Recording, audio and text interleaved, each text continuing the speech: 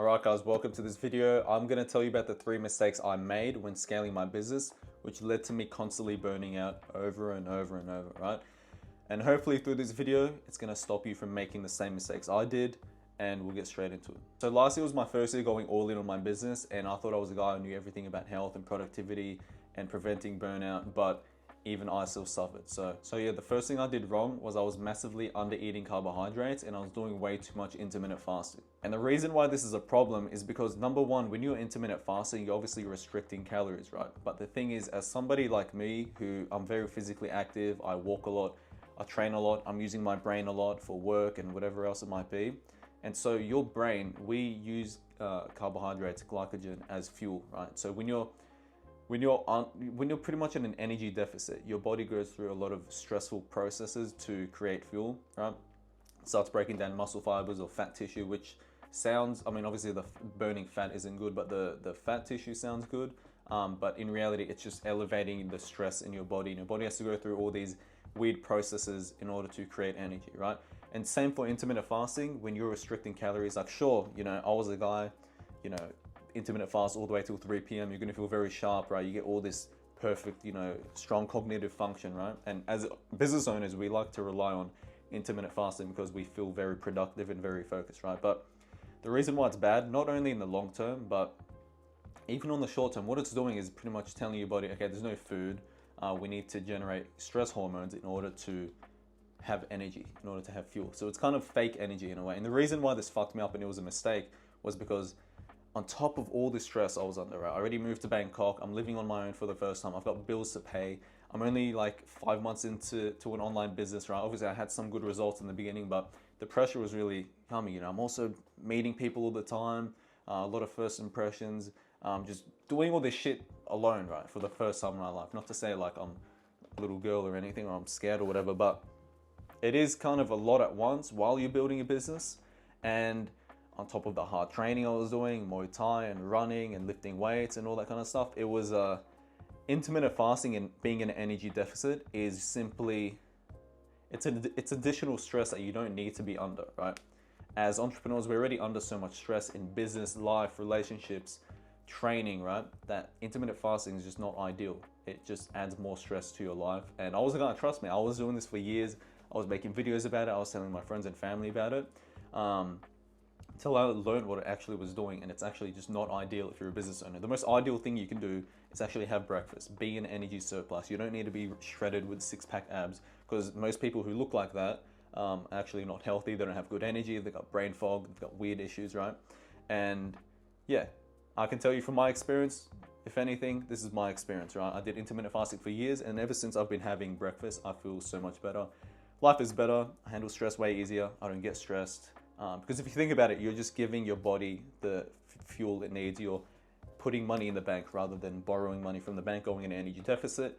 Logically, it kind of makes sense. I don't really need to explain it, right? Your body is lacking energy, so what's it going to do? It's going to be under stress, right? So that is the number one mistake I made. All right, and the second mistake I made was, I don't think it was really a mistake, but it was something I probably didn't recognize or deal with in time, which was I was lacking clarity and confidence with the direction of my life. And I also kind of had a split focus, right? Up until about a year ago, even till now, I love martial arts, but I'd say probably about a year ago, I really had the ball rolling. I had 2 MMA fights and I did very well.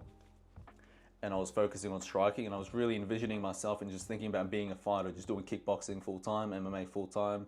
I wouldn't say like I wanted to go like be a pro athlete. I probably would have had like a pro debut. I probably still will, but I really was just in love with martial arts at the time. And when you love something and you're doing it and you see yourself getting better, and you've got that option, and then you've got this other thing, which for me was business, which I sucked at pretty much. I was getting results, but it's still so hard. It was only like 4 or 5 months in, right?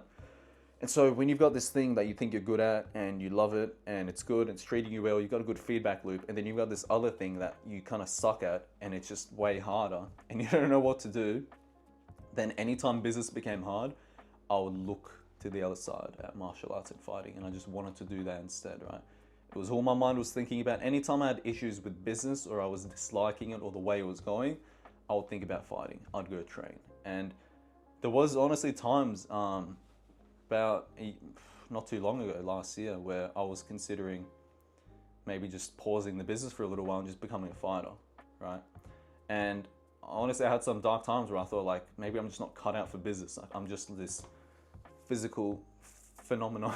I'm just this physical guy who should just go be a fighter. Like, you know, I was just finding it so hard to actually commit to business and learn this side of things. Obviously, I had the knowledge and I know how to help people with, you know, health and performance and productivity. I was still getting my clients amazing results, but the whole business side of things was something that wasn't really, I wasn't really taking it well. I wasn't doing well. I just thought maybe I should just be an athlete, you know, like this whole business shit. I don't think it's made for me, whatever.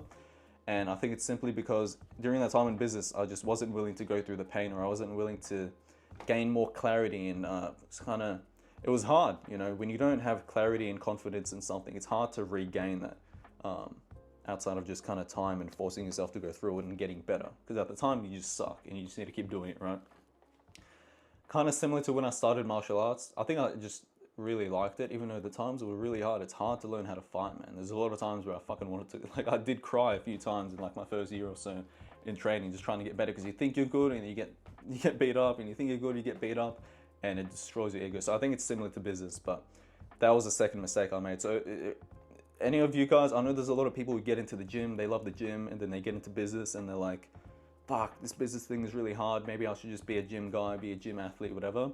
I would say to you, like, you can do whatever you want. You can be who you want to be. Don't put limits on your identity. You can do whatever the fuck you want, really. And that's something I've discovered and something I'm doing right now. If you would ask me 6-7 years ago, would I be in shape, a fighter, have an online business, be coaching other people, I'd be like, fuck no. Like I was a completely different human being. I wouldn't be talking on a camera. I wouldn't be doing any of this. So just don't set any limitations. Don't label yourself with anything. If you want to do business, you can be a businessman. If you want to be a fighter, you can be a fighter, right? Doesn't matter. So that's number 2. All right, and the third thing I did wrong was I was getting distracted, right? So I had a goal in my mind to move to Bangkok probably a year before I actually moved there. Or it was actually Thailand, like kind of on the beach vibe, that kind of thing. I remember writing down my ideal day in the life of what I wanted to do. And it's fucking crazy because I think a year and a little bit later, I actually had that day that I envisioned, right? It was slightly different. Maybe it was a bit more luxurious in my ideal day that I wrote down, but I unlocked my dream life, right? And there's something that happens when you unlock your dream life. You kind of like, you just get so comfortable, and I got really comfortable, right? And when you get comfortable, you get distracted, right? So you can think about, imagine I'm under eating, I'm intermittent fasting, I've got this energy deficit, I'm feeling stressed, I'm not in the mood. On top of that, I'm losing clarity and confidence in my business, and I'm just want to be a fighter. And then on top of that, I'm getting distracted by, I'm in Bangkok, you know, you've got girls, you've got your friends, you've got all these events, you've got so many pleasurable things to do at such a cheap price. And Bangkok is very luxurious. There's so many things you can do at a cheaper price, right? And so with that, obviously, like that was my dream life, and I unlocked it. So it's kind of like, I'm here now. Why do I need to work harder? Like I was just doing barely enough just to afford being there.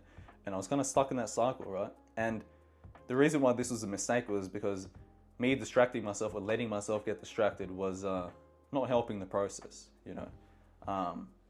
I did try, you know, throughout the whole period. I wasn't just like not trying. I was trying to make everything work.